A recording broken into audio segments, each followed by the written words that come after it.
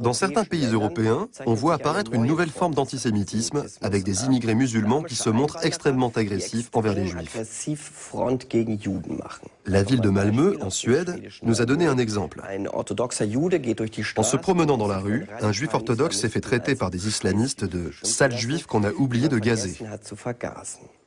L'hostilité envers les juifs est telle que certains n'osent même plus afficher leur identité religieuse dans l'espace public. Ils troquent la kippa contre la casquette de baseball. D'autres ne supportent plus cette situation et tournent tout bonnement le dos à l'Europe.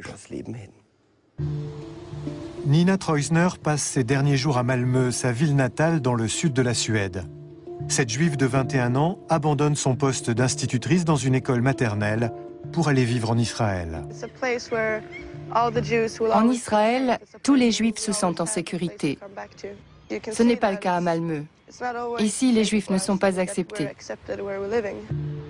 Elle ne veut pas nous recevoir chez elle, dans sa famille.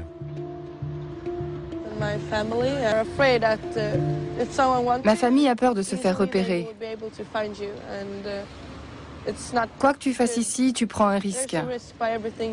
Nina et sa famille ont peur des musulmans de Malmö qu'ils jugent violents. À première vue, ça peut paraître excessif dans un pays tolérant comme la Suède. Mais il y a 2 ans, lors de cette manifestation liée à la guerre à Gaza, la jeune fille a été témoin d'une scène qui l'a profondément marquée. Des musulmans ont attaqué des juifs.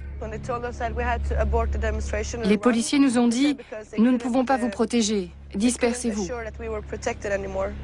Mais ce sont les autres qu'ils auraient dû chasser, pas nous. C'est la goutte d'eau qui a fait déborder le vase.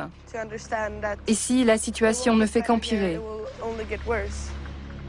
Eux sont de plus en plus nombreux et nous sommes de moins en moins. À Malmö, de plus en plus de musulmans assistent à la prière du vendredi. Parmi eux, des demandeurs d'asile originaires d'Irak, de Somalie, d'Iran, de Bosnie et de Palestine. Mais nous ne trouvons pas de fondamentalistes islamiques qui chassent les juifs. On nous dit qu'ils prient dans des caves. Nous rencontrons Ala Eddin Al-Kout. Ce demandeur d'asile palestinien est membre d'un forum municipal qui a pour vocation le dialogue et la réconciliation entre juifs et musulmans. Certains juifs condamnent tous les musulmans en bloc. On retrouve le même comportement chez certains musulmans qui considèrent tous les juifs comme des Israéliens. Nous essayons de lutter contre ce genre de préjugés et d'images erronées.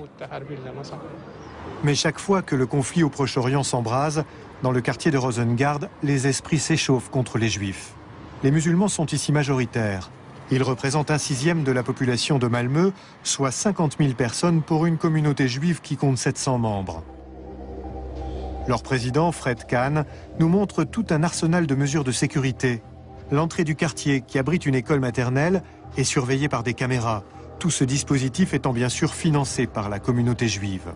Certes, depuis 1 an, les agressions antisémites régressent à Malmö. Mais Nina ne veut plus vivre dans ce climat-là.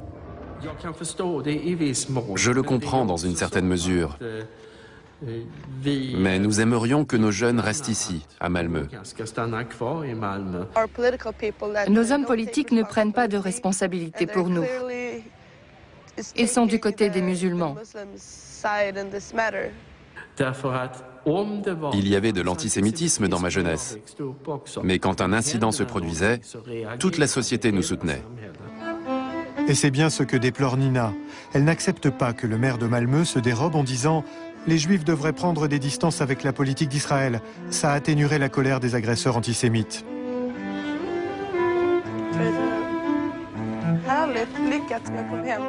Nina fait ses adieux à ses amis. Je ne reviendrai plus jamais à Malmö. Facile à dire quand on est jeune. Mais le fait est qu'aujourd'hui, beaucoup de Juifs ne se sentent plus en sécurité en Europe et veulent émigrer.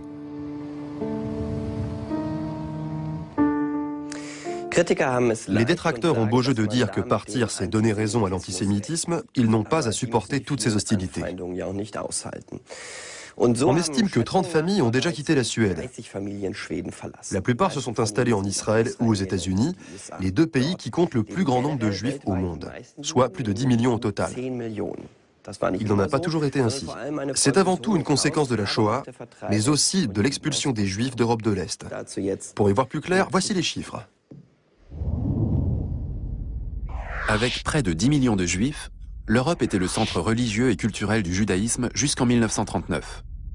La plupart vivaient en Pologne et en Russie. La Shoah a fait 6 millions de morts parmi les Juifs. En outre, des centaines de milliers ont fui ou ont été expulsés de Russie et de Pologne, même après la Seconde Guerre mondiale. Aujourd'hui, l'Europe n'abrite plus qu'environ 1,5 million de Juifs. La plus grosse communauté, soit près d'un demi-million, vit en France.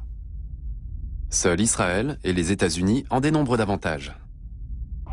Quelques 300 000 Juifs résident en Grande-Bretagne, et ils sont environ 120 000 à s'être de nouveau installés en Allemagne. Partout en Europe, hormis en Allemagne, les communautés juives se réduisent comme peau de chagrin. À Anvers, surnommée la Jérusalem du Nord, on recense encore 20 000 Juifs qui vivent aux côtés de 300 000 musulmans.